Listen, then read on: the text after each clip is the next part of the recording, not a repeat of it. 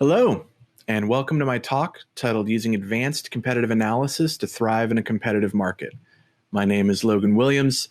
I also go by Indy Wolverine, and I cannot express to you how super stoked I am to be presenting or speaking, I guess, on a subject that I care deeply about at GDC. So I've got a lot of stuff to cover because it's the big show, and I'm here to bring the absolute fire. So we've got a little bit over 200 slides. So without further ado, we need to get this thing going here. So to start, we all kind of can agree Canada's pretty dope. I mean, it brought us poutine. I don't know anyone that doesn't like that. Brought us Hawaiian pizza. I mean, if there's anything to take away from this talk today, it's that Hawaiian pizza is not even Hawaiian. It's just a straight up lie. It comes from the motherland, aka Canada.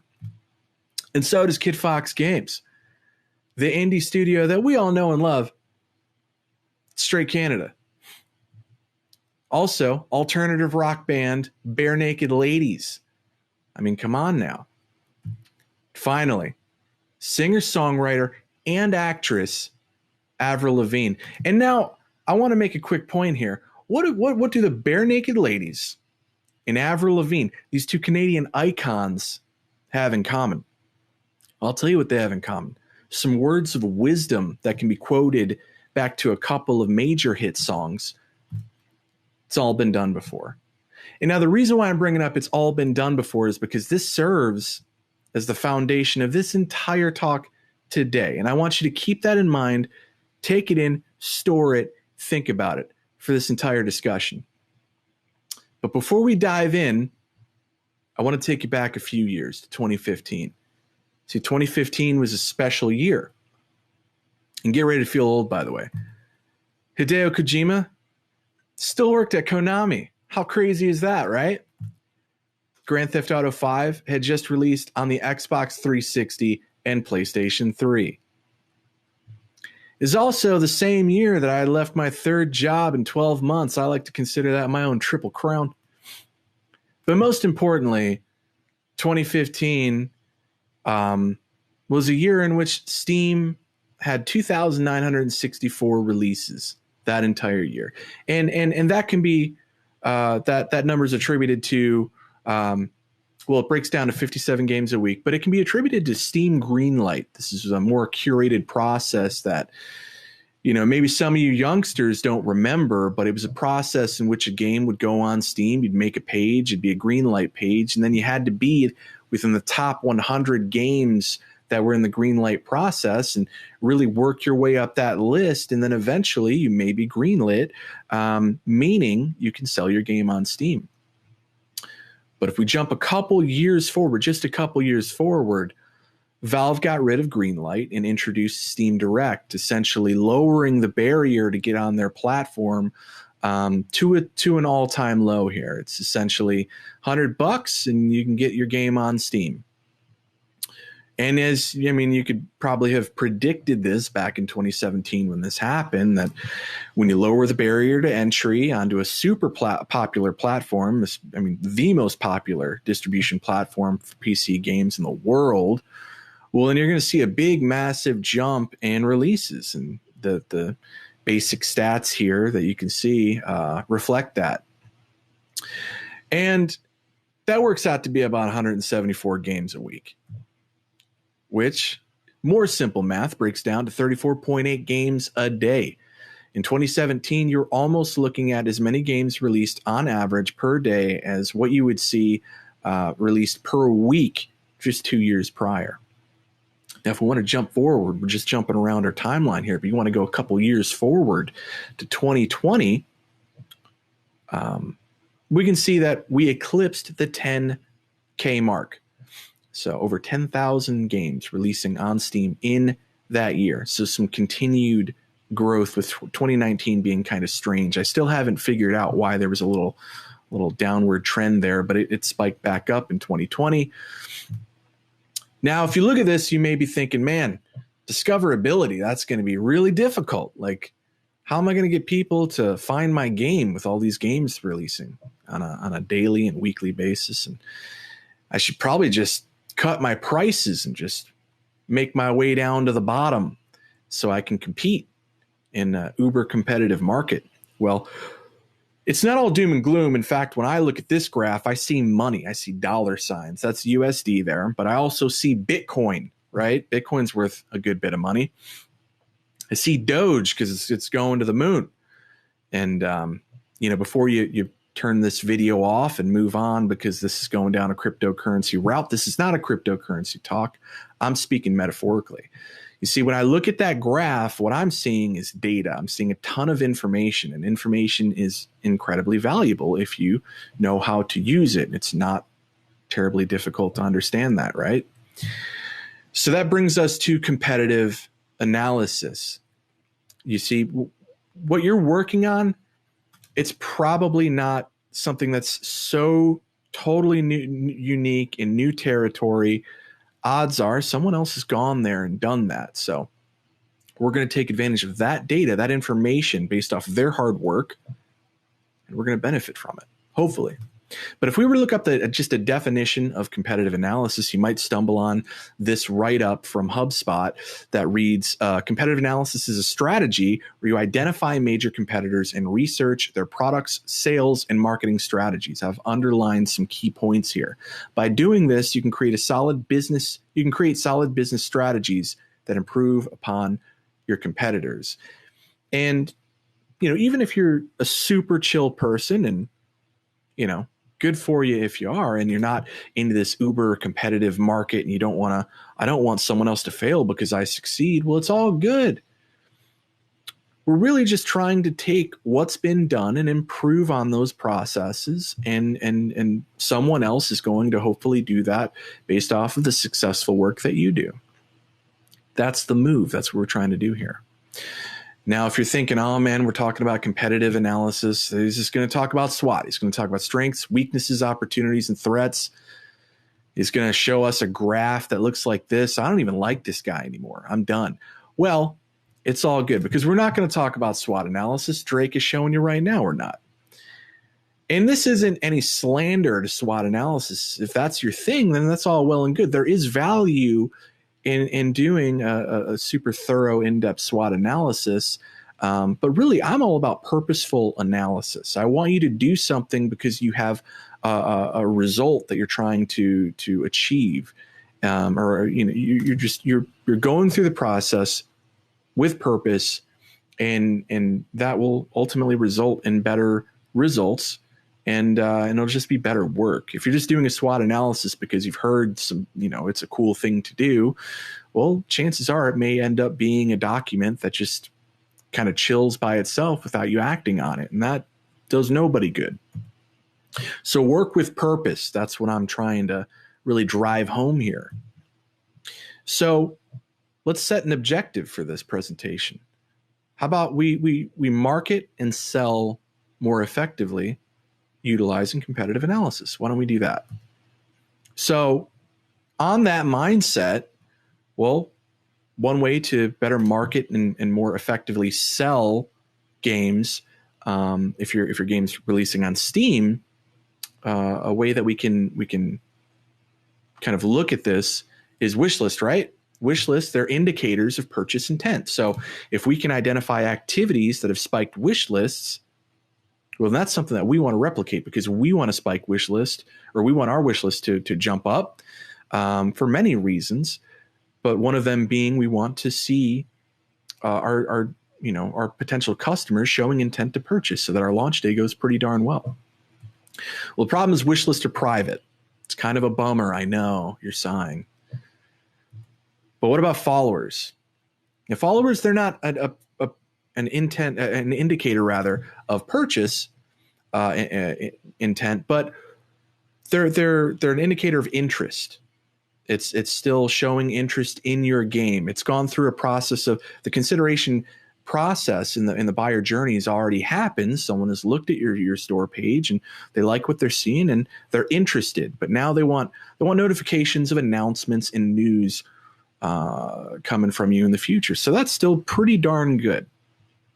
And followers are public. So this is a place that we could start here. This is going to lead us to our first actionable example. So let's identify activities that result in an increase in followers on Steam, because if we can identify activities that drive up followers, there is a correlation between followers and wish lists. So you will indirectly be driving up wish lists as well. And as a result, you're getting in front of the right people. And if it all goes your way, then it could have a little snowball effect if you just have an outstanding amount of followers and wish list that could move or kind of push Steam to give you more impressions, because your game is selling pretty darn well with the impressions that the store page is giving you. Then you get a little bit more, a little snowball effect. You get more real estate on the Steam homepage through main capsule, new and trending, so on and so forth. And then your launch day is looking pretty darn good. So let's get started. Again, we're going to identify low-hanging fruit opportunities to increase followers on Steam. So the beginning of this process, logically, is the identification process. We need to identify the competition before we can actually do some research and document the information that we find here. So this is where Game Data Crunch comes into play. Super dope website. You can see by Lars Doucette. Shout out to him. He's been a super cool dude or person that I've had a few interactions with, and the Game Discovery Co. Discord server. Shout out to that. His website, Game Data Crunch, is a great place to do some research on games that are launching or have launched on Steam. And so I like to use this platform for identifying similar games to the games that I'm working on. And so some of the things I like to lay a little foundation when I'm looking for similar games. And then, so I'm laying a foundation because there's a little manual process that's going to have to happen where I actually go to the store pages, I look at the games, and I try to look at it through the lens of a potential customer. And we'll get to that shortly. But some of the part of the foundation that I'm trying to lay here is filters and sorting and filters, a combination of both. So I look for genre match to start, just a broad genre match. If I'm working on a game that's an RPG, well, I'm going to start by matching with RPGs. I also like to look for games that have released within the last 12 months or have yet to release, because I'm looking for up-to-date or recent, rather, information. I want recent data. I don't want to pull up a game and then identify activities that were used to increase followers, years and years ago, because this is a very fast-moving industry, and I want relevant, recent, up-to-date information. And then accurate price model. This is just a personal deal. I like to sort by games. If I'm working on one that's a premium or pay to play game, it's let's say $20 US. Then I want to look at games that are paid to play. I'm not going to do research on games that are free to play, just because there's some subtle differences in the ways that they market their game, or ways that they can market their games, and I just want to avoid that. But the most important thing is visual style, surface level visual style.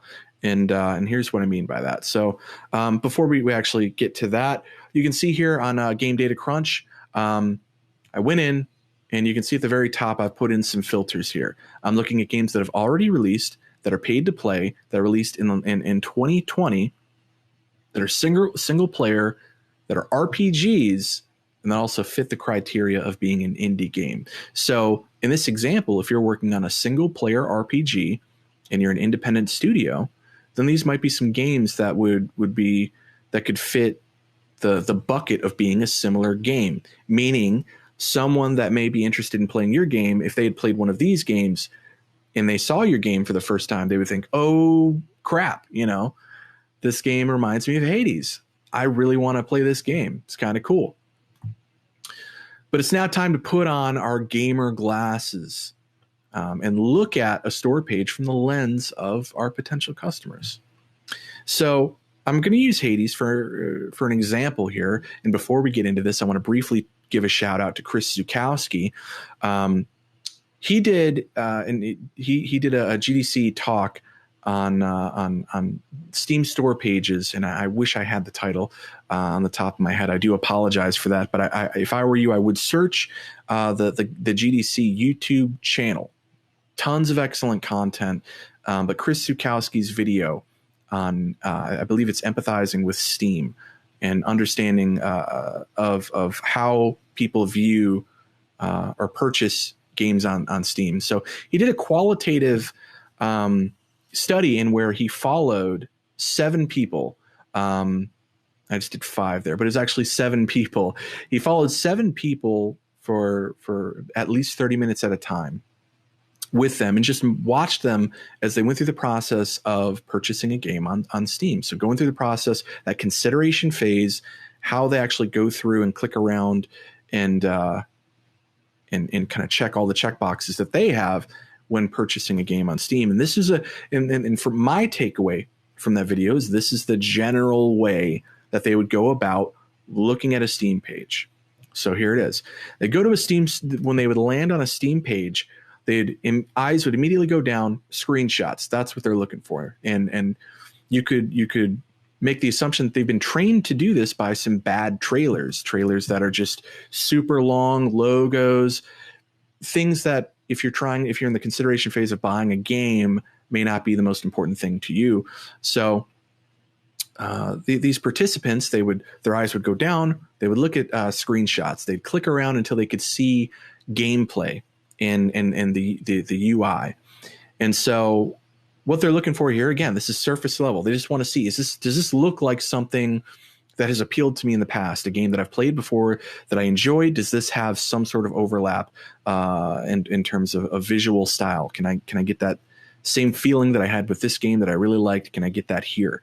And if the static screenshots start to add up and it looks pretty darn good, then they may go to the actual trailers and then scrub through them until they can actually get to gameplay. And then they can see the game in motion. And at that point, if things are still looking pretty darn good, they'd move their way over to tags. And now tags, they wouldn't use tags as a way to necessarily look for positive things. They're not looking for tag because they've already gone through the process of, looking through Steam to identify a game. Now tags, what they're looking for are disqualifiers. They're looking for tags that kind of, I believe poison pill was the way that Chris Zukowski put it, which is a really good way to put it. But basically, if let's say you're looking to play a single player game, you want that single player experience. Well, if you see that it's a multiplayer game or an MMO, that might not be something you're interested in at this time. And then it'd be a disqualifier, and then it's on to the next game. So this is where the eye flow would go. Screenshots, scrub through the trailer for gameplay footage, then the eyes would go over to the right to tags, and then they would go up. So if the tags are all checking out, everything's looking good, looking solid, we go to the short description. Again, this is the consideration phase. So the next part of this phase is, well, all right, what's the deal? What's the deal with this game? Is this going to hook me in? Is this something I want to sink some time into? And then if everything's looking good, then that's where the reviews come into play. And if the reviews are adding up, then things are looking really good. And then if you scroll down the page just a little bit further, this is where some big things can happen, or some substantial things can happen. This is where you get, your wish list or follows, or you just get ignored. But I wanted to show you this because I want you, after you've gone through the process of, using filters and sorting, to have a good list of games that may be good similar games to do research on. The next step is the most important one, and that is actually going to the page and looking at it through the perspective or through the lens of a potential customer, and identifying that visual style or the visual elements that may have overlap with your game. And if you look at it and you say, man, this game looks really cool, it's kind of like what I'm working on here, then you've got a good fit and you can add it to your list here. So next step is documentation. We're going to document key data here. And I like to use Google Sheets for this. It's free to use. It's in the cloud, saves all my stuff. And for this particular strategy, or task rather, of competitive analysis, I use these columns. I like to have the similar games. We just touched on that. Then I like to have columns for key moments, both pre-launch and post-launch, followers gained during those key moments, and the dates in which the spike in followers happened. So how are we going to find the spike? Well, it's the research phase. This is where we're going to find that spike. So we're going to go to SteamDB or Steam Database, And this is another excellent site, ton of great data. And we're going to touch on this the rest of this talk here. So I'm using the Pedestrian as an example. So you would search at the top left of the SteamDB page, search a game, one of the similar games in your list, pull up the game page, click on Steam Charts, and you'll be presented with a chart like this. This isn't what we're looking for. So keep scrolling down until you see Steam Game Hub followers chart. This chart's super awesome. This is showing us exactly what we're looking for. We want to see dates in which followers spike because some significant activities had happened or should have happened to cause these spikes in followers. And that's what we're trying to mimic. So you can see right here, there's a small little jump there. That's worth isolating, zooming in on and isolating that date to see when the normal trend upward was broken by a significant spike. That's a moment we want to do some research on. So if we zoom in on that little jump there, that little increase, we can see on November 9th, 2019, followers were at 3,085. The very next day, it went all the way up to 3,200. So there's a decent little jump in followers there. I believe that'd be 115 doing some simple math on the fly. An increase of 115 followers in one day. So what happened? Well, it's time to put our investigation caps on and get to work. So what I like to do is I like to go to Steam store page and look at the developers. Where are they telling customers to go to learn more about their game? Because that's where they're going to be the most active, and that's where we're going to potentially find the original points in which, or be able to find the activities rather that resulted in the follower spike. So we can see here the developer of the Pedestrian. They have their Facebook page, their Twitter, YouTube, a lot of social, and then they have their news section of the Steam store page. So this is kind of where we want to click around and look. So we've got a date isolated of I believe it was November 19th, I believe. But so basically I started by going to the news section of the Steam within the Steam store page of the Pedestrian, and I looked for that date. I wanted to find the date and see what spurred on or what drove up followers by 115 in 24 hours. And I couldn't find it. It wasn't there. I was confused. But you don't give up. You keep moving. You keep it moving. So the next thing I did is I went to the Pedestrian's Twitter page, their official Twitter page, and I scrolled down until I got to November 11th. All right, the key date was November 10th, I believe, if I remember correctly. So November 19th was wrong. November 10 is the date that we're looking for. And as you can see right here on November 11th, there was a retweet from Intel Gaming where they mention how they had a blast at Day of the Devs. And so, all right, I think we've got it, right? But we need to do a little bit more research. We want to pump the brakes. And then before we lock this one in here. So I went to the Double Fine YouTube channel and I pulled up their trailer for Day of the Devs. And you can see here, November 10th, boom, nailed it. And then if we go through, we just kind of scroll through, we let the trailer play, we see the Pedestrian was in there. They were a part of Day of the Devs. So now we can make the assumption that the Day of the Devs, because nothing else had happened, at least publicly from the developer, nothing else happened on this date. So we can make the assumption that Day of the Devs participation is what led to the increase in 115 followers in one day. So bam, 115 new followers, super dope. I want 115 new followers, so I should participate in Day of the Devs, right? All right, so let's have some fun. It's funsies time. Simon Carlos, I hope I said that last name correctly. I'm pretty sure I did. Simon Carlos, super dope dude. He runs Game Discovery Co., the newsletter, free newsletter. Get on it. Also runs a paid version of that. Also get on it. And they have a Discord server with a bunch of really talented, awesome individuals that are there that have a ton of knowledge and are there to help out if you have any questions. But Simon Carlos, killing the content game, just straight fire. And one of the posts that he did was Deep Dive, How Steam Followers and Wishlist Relate. You can pull this up on gamasutra.com. And this is where he puts in numbers for us that are follower to wish list, the ratio between followers and wish list. Now, I'm not going to, there are just a lot of variables involved here, and I'll touch on that in the next slide.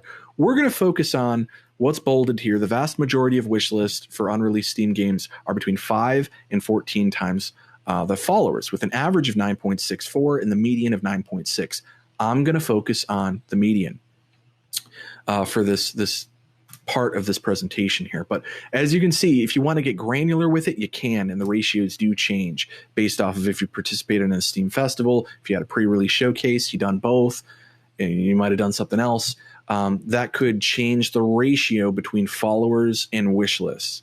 But we're going to stick, for simplicity purposes and funsies time, to 9.6.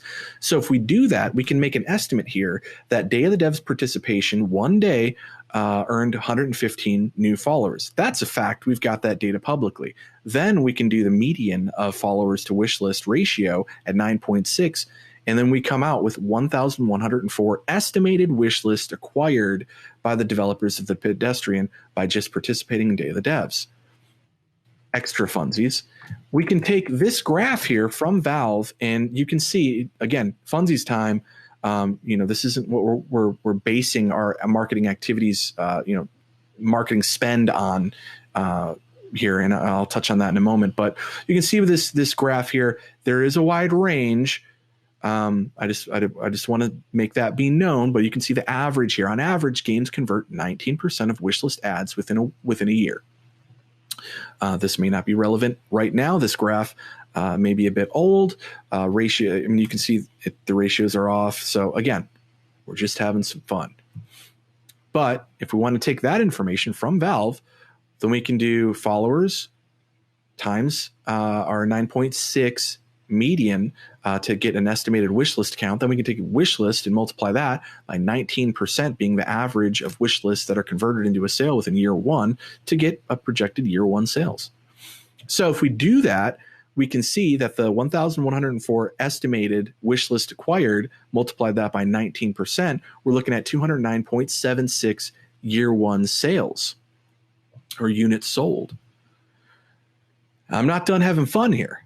All right. So if we want to take game price, so let's say it's $19.99. We want to take game price, multiply that by 70%, removing the Steam revenue cut there. And I know that can differ based off of units sold, and also you have taxes and you have publisher revenue, and there are a lot of variables here. But for simplicity purposes, we're just going to focus on the 70%. So if we take $19.99 being the base price of the Pedestrian, multiply that by the 70%, after Steam takes their cut, you're looking at $13.99 USD per sale. So if we multiply the $13.99 earned per unit sold by the estimated units sold in year one, based off of the estimated wish list from followers of 209.76 units, we're looking at an estimate of $2,935.17 in year one sales. All estimates from that we can stem back to participation within Day of the Devs for one day. That's pretty cool for one day of work. So yeah, I mean, that's kind of dope. But again, this is all fun. The reason why I wanted to show this though is that when you're doing work that you may not be the most thrilled about, like competitive analysis, when you're doing this, there may be some things that we can do to make this process a little bit more fun. And if you can do a little bit of simple math here and get an estimate that, oh, if we do this activity that is projected to bring in this many followers, then we can do an estimate on followers to wish list. And then we can do some simple math to say, all right, well, if we get this many wish list, this is how many year one sales we may or may not have. And in your brain, if that gets you more excited to actually go through with it and do good work, then all the better. But I wouldn't take this information to the bank, or at least this very specific ratios and calculations to the bank. It's just a way that may help you in actually doing some pretty darn good work. So what activities result in a significant increase in followers? Well, pre-launch, what do we got? If we continue along the lines of using the Pedestrian as the game that we're researching here, we can see some key moments that we've documented. I've gone through all of the spikes pre-release, and I've documented what I've found. So we can see Day of the Devs happened on November 10th. That resulted in a follower increase of 115 for that day. So that is pretty darn cool. Then we can see there was a Steam page facelift that happened on September 13th that resulted in an increase of 12 followers. That might not sound like a lot, but that's a lot relative to the daily average that they had. So there was a little spike, and it was worth identifying. So how do you find this? How did I find what facelift? What do you mean? So if you go back to Steam database, SteamDB, and you on the left side, well, first I'll show the graph here. You can see there's a little spike. It's almost unnoticeable, but my eye, or I got one good one here. This one kind of sucks, but this one's pretty dope. My keen eye, my right eye, spotted a little increase there from 2,959 followers to 2,971 in a day. So I wanted to figure out what happened. Well, I went back to the Pedestrian's Twitter account, and I saw that they made a post. We finally updated our 3-year-old Steam screenshots, brand new ones. The rest of the page also had a facelift. Check it out below. And then they have a call to action. Good job. 3 hashtags.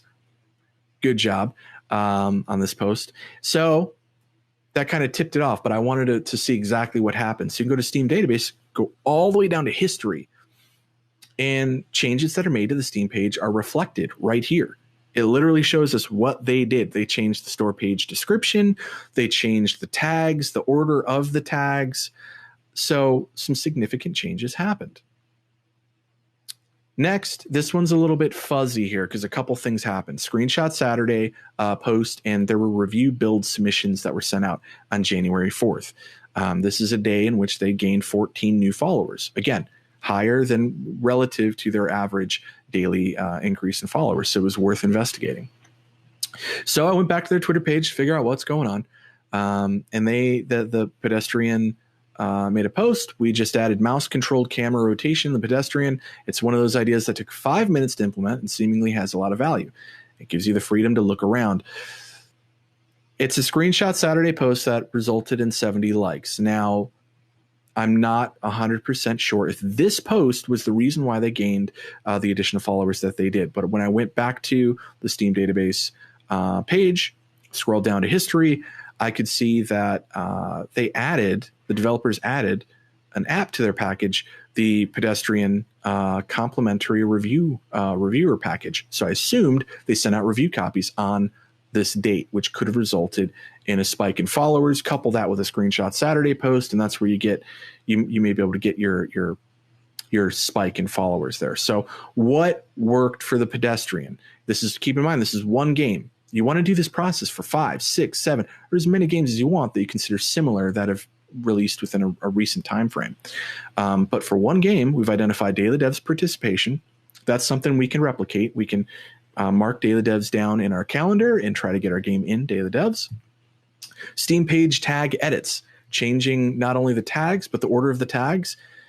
That can result in more traffic on your page. And if you're getting in front of the right customers, then it can result in an increase in wish list and followers. That is a fact, and it was reflected here. Screenshot Saturday participation. I put this in here just because, again, the small increase in followers relative to the average increase in daily followers for the Pedestrian, I believe I can stem that back to the Screenshot Saturday post and then the review package. So sending out review codes. So it's kind of a little bit of both there. But that's what I was able to identify as the 3 spikes pre-launch that moved the needle in terms of additional followers for the Pedestrian. What about post-launch? Well, post-launch, we have a few things. A lot of it you can, they're logically, you can go through this and understand it. But we'll start with Steam Daily Deal. Look at Steam Daily Deal participation resulted in an additional amount of followers of 704. That's gigantic. And you can see, like, post-launch, things can really get moving for you if you have a good launch and you earn popularity and you're active post-launch. So again, Steam Game Hub follower chart on Steam database. You can see, bam, 8,619 followers March 16th, and it goes up to 9,323 on March 17th. Big jump. So back to the Pedestrian Twitter page. They're very active in telling and sharing what actually moved the needle. We've been quiet rather for a bit, finally relaxing after years of hard work, but we'll be back at it soon. Thinking about our next project, what could it be? For now, the Pedestrians on Steam's daily deal, grab it for 25% off. And also, Steam Database, if they didn't make that post, I could still go to Steam Database, pull up prices, and see a historical graph of their pricing on Steam. So I could pull this date up and see, oh, there's an overlap in this date when the followers spiked and an overlap when they discounted their game. So I can make the logical assumption that they participated in some sort of deal or sale on Steam. But validated. Boom. Steam Summer Sale discount. Again, look at that increase, 933 followers. That's kind of awesome. You see, this is not a daily uptick. This is over a longer period. You can kind of drag this out a few days.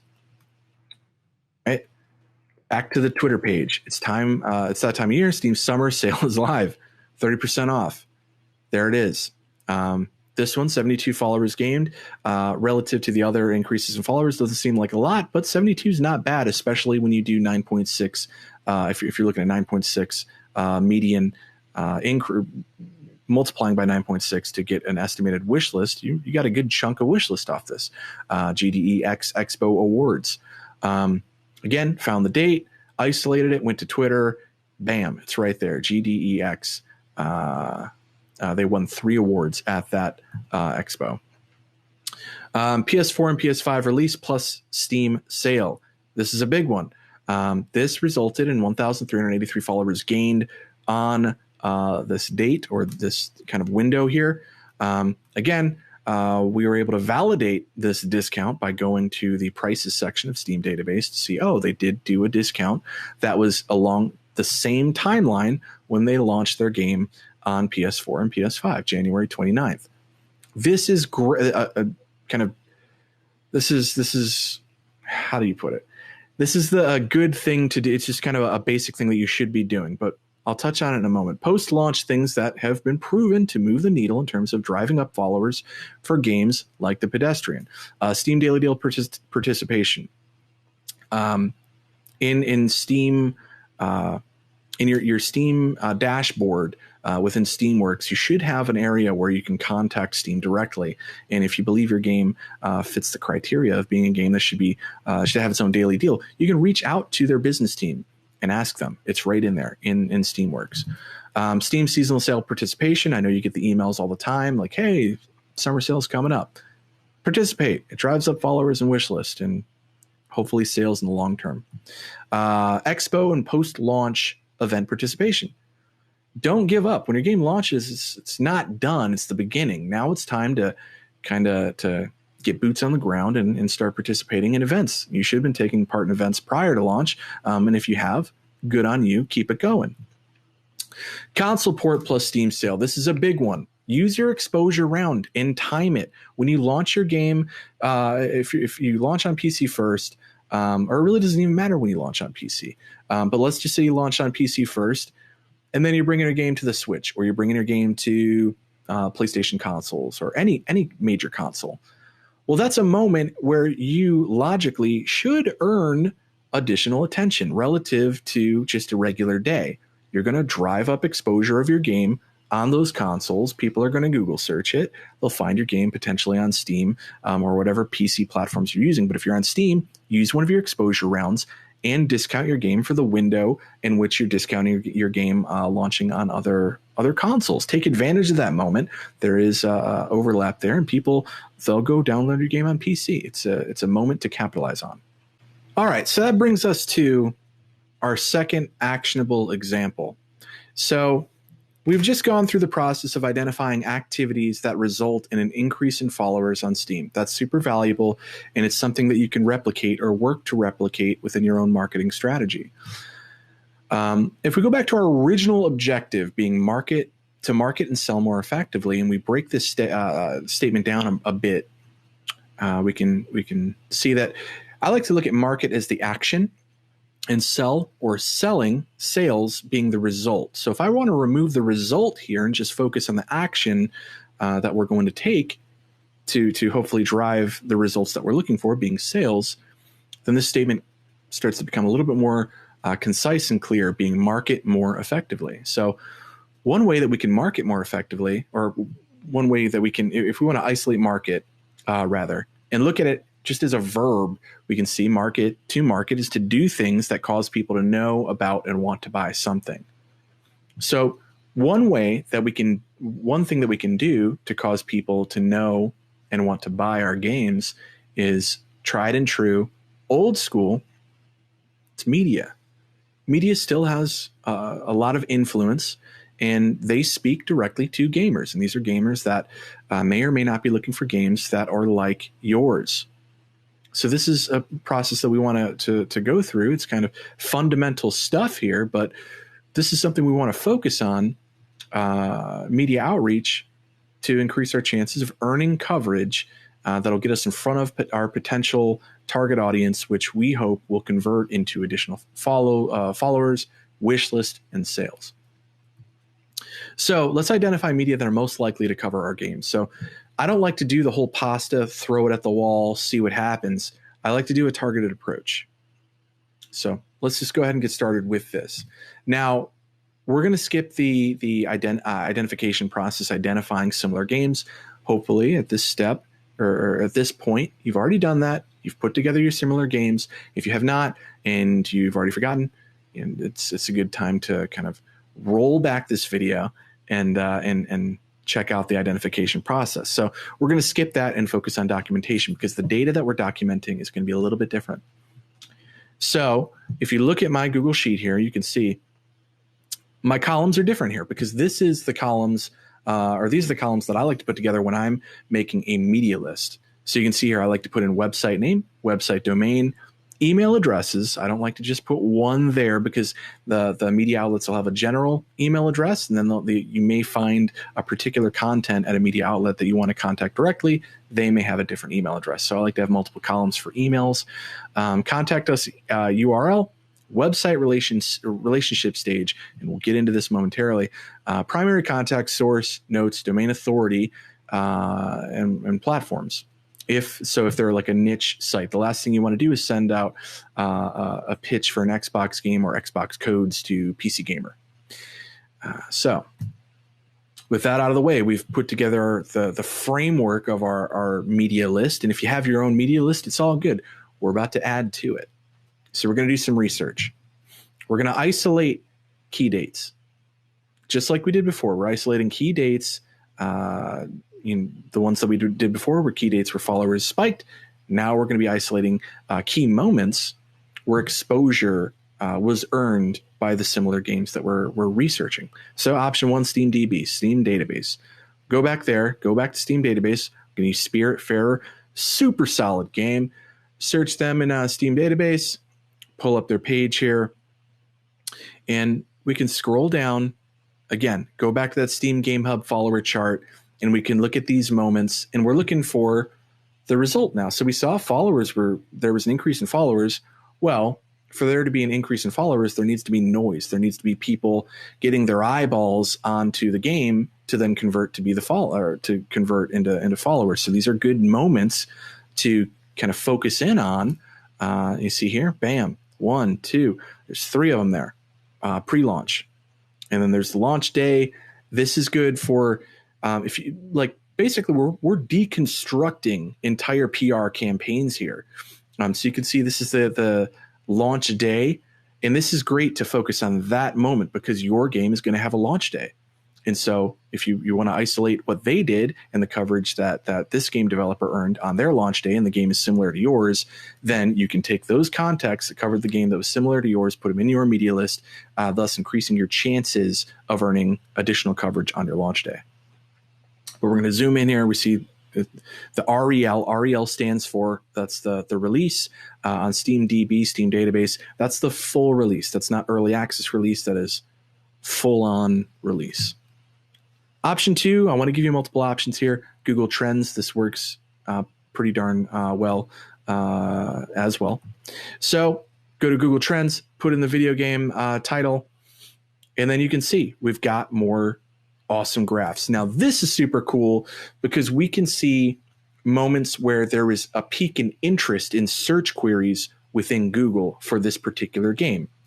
So going back to deconstructing PR campaigns, we can see all the way from game reveal to release and even post-launch activities that earned coverage and spiked interest within consumers for games that we're researching. So this is great.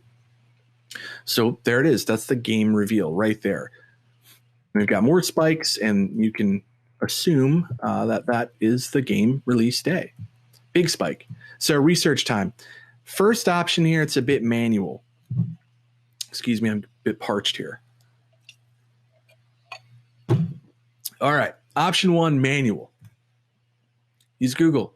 Type in game name. Hopefully you get the search or kind of the video game tag there. Then you click on that. Then I like to use tools. Google search you can use if you're looking for specific moments or specific content that earned coverage. So, for example, if you're looking for gameplay, people that covered the game and focused on gameplay or first gameplay footage like alphas or betas, you can do a combination of advanced search queries within Google. So it'd be Spiritfarer, then you can do space plus space in quotations alpha or beta for the alpha and beta builds. And those quotes are search queries that tell Google, I need results. I need search results that have this specific phrase in there, not a play on this phrase, but this exact phrase. So you can do that. But what I like to do is just keep it simple, game title, and then you can click on tools. And then again, we're going custom range because we've already identified through Google Trends and or SteamDB. We've already identified dates. These are dates that we want to focus in on here. So custom range through tools, put in dates. I like to give a couple day buffer or a day buffer in between the isolated dates. The moments in which I saw spikes, I like to surround those moments in the custom date range. And then bam, run your search, see the results here, and now manual process. This is going to be exactly what it sounds like. You're going to click on the search result.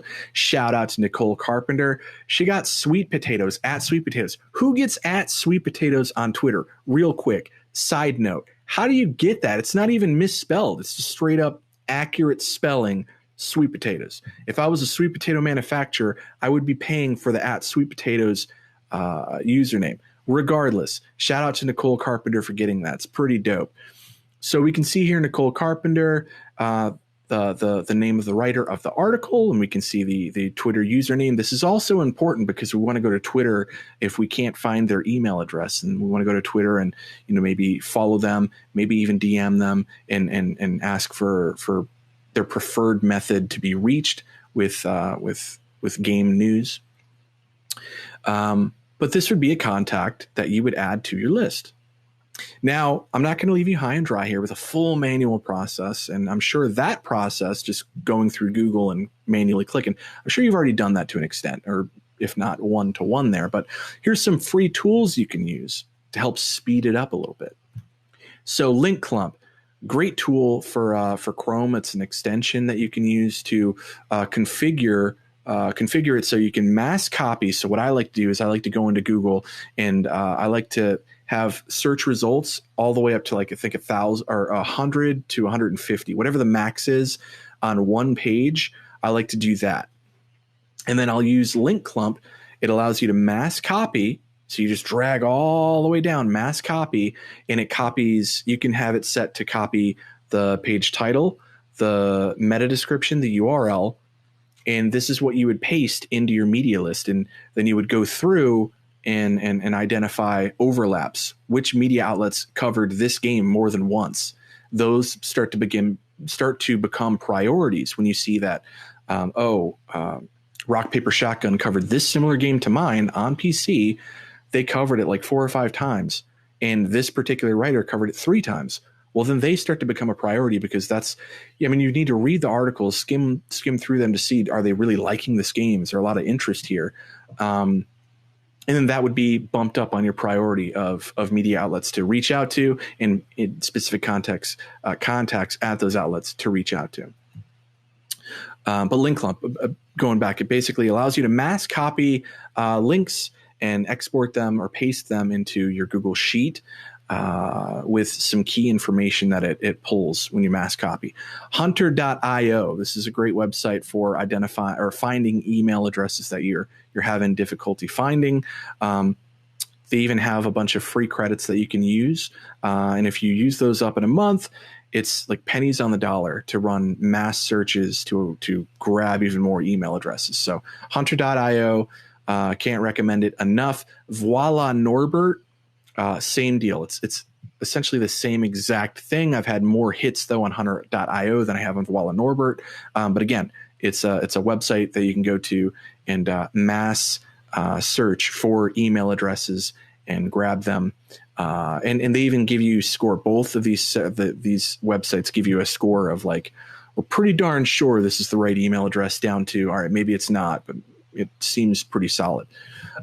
Another thing you can do on these two sites, and I'll be brief, is you can take a long list of email addresses. So if you have a media list already ready, you take that list of email addresses, you can upload it, and then it will go through and see and scan and find which email addresses are still active and not bouncing emails, and they're not inactive anymore. So it's a good way to help kind of keep your media list up to date.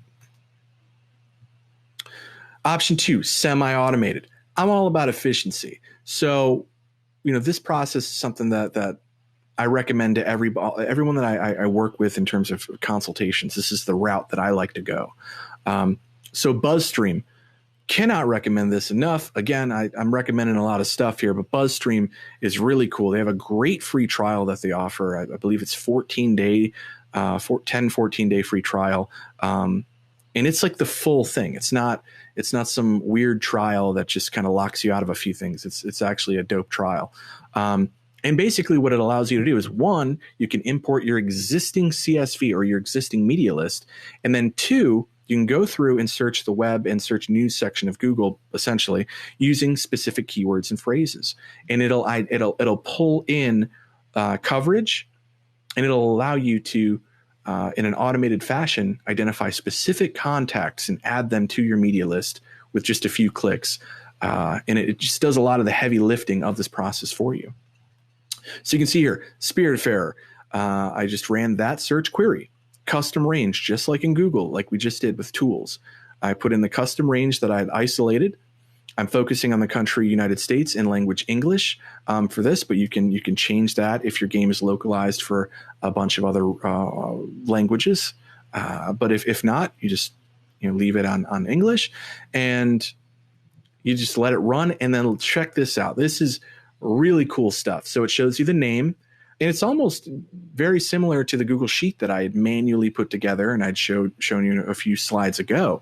But it does it here in their platform, but you can export this. So don't feel like you're locked, you're chained into their platform, because you're absolutely not. You see, you'll have a column for name. That's the URL of the site. Then you have the actual, it shows research info, but it's essentially the search results listing, or the search results rather. So you've got the title, you have and check it out, by, and then you have the specific contacts or the writers of these articles. It pulls their info there, which is awesome. And then it shows domain authority. This is something I like to sort by. This is just a quick snapshot way of me gauging potential influence. I know you should really be looking at engagement rates to start to put that together, but I just like to do a quick snapshot of domain authority and kind of sort by that. In prioritizing media contacts. But it pulls a lot of this information. And again, this was one click. This is a keyword, putting in date range, one click, and then it does all this work for you. And you go through and you approve. So that's what it's semi-automated, because it doesn't automatically add all this to a media list, which is a good thing, because you may get some wonky sites that end up in your media list. You manually go through, click a checkbox, and you're adding these contacts, these media outlets, and specific contacts at these media outlets to your own media list. You're building it in seconds, essentially. And then you can export it right there. Bam, here's the result. It's my email address. That's it. No, it's you with an export, you'll pull the URL, a link to the domain, you get contact information. It doesn't always pull the right email addresses, but that's where hunt.io, Voila Norbert, or just going to Twitter and sending a DM and reaching out for preferred method of to be reached for specific contacts. But this method allows you to very quickly put together a targeted media list that you can even export to your Google Sheets if you want to. All right, actionable example 3. This is the last example of competitive analysis that I'm going to be showing today. But if you're really into this, tweet at me or something, and I'll do some more of these on the interwebs. Actionable example number 3, short and sweet. So back to our original objective that we've simplified down to market more effectively. Well, Twitch streamers, they have a lot of them have influence over sizable audiences. And when I say influence, I mean they can influence purchase decisions. And really should go unsaid, but I just want to say it anyways, so it's whatever. We just locked in how to identify activities that jump followers up or have a spike and increase in followers that we want to replicate within our own marketing strategy. That's dope. Then we went through and we started to put together a targeted media list, increasing our chances of earning coverage from media outlets that have shown to cover games that are similar to ours. That's great.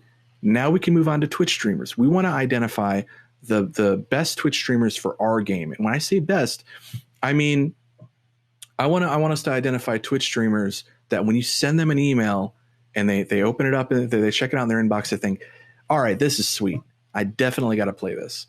I'm all about win-win for everybody. I want everyone to be happy. That's why I got into marketing. I never do the spaghetti approach. I do a little bit of extra legwork to make sure that the person that I'm reaching out to enjoys the content that they send them, and that if they do cover that content, they're speaking to an audience that will also enjoy that content. And then that result of that would be conversions, which will make me happy and my clients happy. So it's just a big old, everyone's winning, everyone's happy. And really that's what games are about. It's all about entertainment that makes us all happy. And so that's how your marketing should be done, is to make people happy. So we're going to go through that process here with Twitch streamers. I'm going to use the pedestrian again for this example. So again, we're going to go to documentation, because documentation is different. It's separate from identifying the competition. We've done that first, but that's a similar overlap across all of these tasks. So in documentation, I like to focus on these things. You can be different, and that's all well and good. These are just a few things that I like to look for when I'm narrowing down my search for Twitch streamers for my clients. I like to focus on language, meaning if I'm working on a game that's specifically in English and only English, then I'm really gonna focus my search on English speaking Twitch streamers. And that's not to say I wouldn't give a key out to a non English speaking Twitch streamer, because I definitely would if it's the right one. But my initial search would not start there. It'd start with English. Then followers, I'm looking for influence. I want to be able to break them down into tiers by their potential influence and reach. Stream time. This is a potential indicator of interest in a game. If a streamer is playing a game, a non-sponsored stream of a game, and you see that they played it for a long duration, and I know some games can be completed quickly, but if you see that they're playing a game that may be similar to yours and maybe it's a bit longer, and you see they played it for maybe multiple streams, or they played it for a very long duration, that's a potential quick snapshot indicator that streamer enjoyed playing that game. And again, going back to making people happy, this is what we're all about here. So followers gained while playing similar game. This is something that, and this info, it's automated. I'm going to show you in a moment how to get this info. It's automated. But what we're doing here is when we're looking at followers gained while playing similar game, this could mean that it's an increase in followers for streaming similar games relative to normal increase in during stream. It could indicate a game that's resonating with their audience. That's not always the case. You've got to do your due diligence here, but just quick snapshot data points. You can see that followers gained. If you see that they played a game for longer than other games relative to the other games that they've played, and then you see that the followers gained while playing that game was significantly more, again, relative to other games that streamer had played, well, then you can start to add some things up here and say, all right, they've played it a long duration, which means they probably like it if it's non-sponsored. And then followers jumped up while they played that particular game. Well, then maybe that audience, we can make an assumption that audience is really into that game, or that streamer is very entertaining when they play that particular game. These are just some assumptions. You need to do more due diligence, but again, snapshot data points that I like to look at. So there it is: language, followers, stream time, followers gained while playing similar game, and then watch time at the bottom there, just raw watch time. So this is simple, super quick here. You go to Sully Gnome, and it's a gold mine of information in terms of Twitch streamers. So Sully Gnome here, we put in the game that we're researching, the similar game to ours that we've identified. This one, for this example, we're using the Pedestrian. Go to most watched once you're on the game page. And then I like to click on more instead of the last 7 days, because I know a lot of indie games, the window in which you can earn coverage and gameplay from streamers, it's a wide net. It's not every game is Fortnite that's played, their 7-day holds up to their 30-day and their 90-day. You might have a limited window where you earned a ton of coverage, and then you just kind of a scattering of coverage. So I like to go back for about a year. I like to go back a year. Again, we're looking for relevant, up-to-date information. It does you no good to have a list full of content creators that played a game similar to yours that aren't active anymore, or they're not consistent. They've kind of fallen off a bit. It's not going to do you well there. So go back, I'd say, as far as 12-ish months, and then we can, once you've selected your date range, then you can select language. Again, when I'm working on games, especially games that may be in English only, then I'm going to focus on streamers that play in English. So you can do that. You can select that there, and then in the right where this arrow is, you can see the results. How many results on one page? I like to do the maximum, just to get a good view here. And then bam, you can export it. It's super sweet. You can export all of this information. It's all there. And then this is the result. A full list of streamers that played similar games to yours with valuable data, including watch time, stream time, average viewers, followers gained while playing similar game. Just a lot of excellent information. So again, going back to followers, I like to tier my Twitch streamers in terms of priority. You see Nano, Micro, Macro, and Mega. Nano being 1,000 to 10,000 followers, Micro being 10,000 to 1 to 100,000 followers. We can keep it moving here. Mega being 1,000,001 followers and up. And what I like to do is again, break out the tiers, color code it, because everything that I'm doing, all the documents that I'm creating, I like to see the documentation in a quick snapshot way. And if I can see color coordinated and categorized information, I can quickly just go through and identify find what I'm trying to find. So bam, pretty dope streamer list, if I say so myself. Tiers, by color, organized. And then you see the followers gained while playing similar game. I like to color that as well. Red is obviously in the negative there, and that pinkish bit, it's kind of like finding a dope weapon or a good weapon in Borderlands, and it's pink or purple if I remember correctly. I apologize if I got that wrong. But I like to color match that, just again, in terms of prioritizing and sorting my lists when I'm doing outreach. I like to have a quick snapshot of who's going to potentially move the needle the most for my client. And then again, we've gone through this process of identifying streamers that have played similar games to ours and that have played those games for a significant amount of time relative to their normal games. and maybe their followers went up substantially while playing that particular game relative to other games. So we can get all this coupled together in a nice color matched or color coded format, we can quickly go through and identify the best streamers for our game. Now, the manual process here, and thank you, by the way, but the manual process there is that you do need to go through and gather email addresses, contact information to reach out to those streamers. Sully Gnome does a lot of heavy lifting for you, but there still is that last bit where you have to go and get contact information. So it's good to do the process of identifying potential Twitch streamers and media and really doing competitive analysis in general. It's best if you do it as early as possible because there's a lot of information out there, a lot of data for you to gather, and you want to have that information as soon as possible so you can act on it as soon as possible. So again, thank you.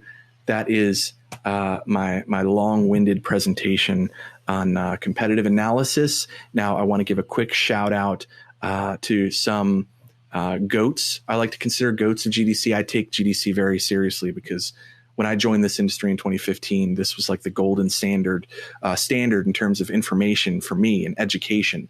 This was my go-to. And some of the GOATs like Mike Rose. Side note, that dude's really freaking tall. You don't see it on the video, but when you meet him and he's super tall, and I apologize to him for being shorter. I'm not a short guy by all means. Like, I'm not short, but relative to Mike Rose, I'm not super tall. It was kind of weird, but super tall guy, but also a wealth of information. Great talks within GDC, the GDC Vault YouTube channel, both sections. Ton of great information there. Chris Zukowski as well. He's been super active with GDC lately, just straight killing the game. Thomas from Future Friends, dude's the man. I promised him I was going to do a slide with goats and Photoshop everyone's face on it, and I was going to make him the biggest goat, the fattest goat on the slide. I wasn't able to get to it, so I do apologize. But he's super awesome as well, and you know, those are the ones that are kind of coming to mind immediately here at the end of this presentation. But the reason why I brought that up is because it speaks to kind of the original quote from Avril Lavigne and Bare Naked Ladies, that it's all been done before. In this industry, whether you're a veteran or you're brand new, you're always going to be trying to achieve certain things along the production of your video games. Working in this industry, it moves very fast. You're always going to have goals, and you're always going to be working to accomplish those goals. And there's just a wealth of information, and especially on the GDC YouTube channel, Gamasutra, and all these different avenues. But you have individuals in this industry that absolutely crush it, and then they go do a super cool talk with a wealth of information in that talk, and it's all been done before. So they've done it, they've put in the hard work, and they're giving you that information. So I just want you, after watching this, if you haven't already, just do a deep dive with the GDC YouTube channel. Just go, it's all free. Just go do it. You know what I mean? Get a candy bar, whatever you need, and a glass of milk, and just get in there and do a deep dive, get all this information, because it's all been done before. And competitive analysis is just one way of uncovering what's already been done before. But when you have information straight from the horse's mouth on what they did to do what you're trying to do, that information's out there. Competitive analysis is a way for you to uncover information that may not be super public, that you can act on to better yourself and better your company, and so on and so forth. And then lastly, if you have any questions, this industry is super cool. Get out there and make contacts. Follow people on Twitter. DM. If you have a question and you've seen somebody's done what you're trying to do or what you want to do, shoot them a message. You know, get on it and just be proactive in your search of information. And because that is really the barrier between you, along with a dope game. If you're working on a turd, it's not necessarily going to kill it. So you're working on a good game. That's the assumption I'm making here. The next step is just having the right information and being able to act on that information. So I'm going to end it here. I believe I'm doing a live Q&A after this. So if you want to stick around and chat with me and hang out, I'll be there. But if not, you can always reach me on Twitter at Indy Wolverine. Any questions that you may have, I'll be more than happy to answer. So that's all I've got. Thank you.